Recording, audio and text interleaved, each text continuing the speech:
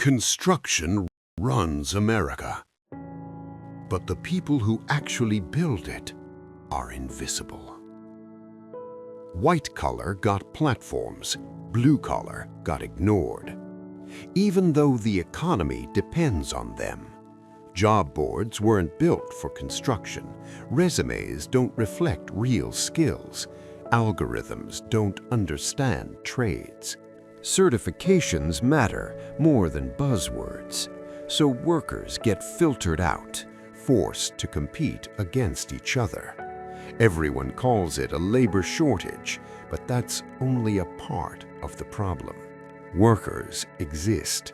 They are fragmented and unfindable. The U.S. is heading into 2026 short over roughly 600,000 skilled construction workers. Shortage affects every local market. Scarcity shifts power. The most important workers in America don't sit at desks. They climb, they weld, they pour, they build the offices that everyone else works inside of. Hammerloop centralizes visibility, not control, so workers don't compete for jobs. Employers compete for them.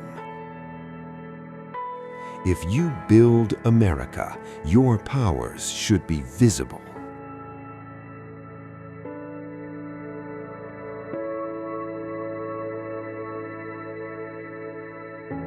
Hammerloop, where workers take control.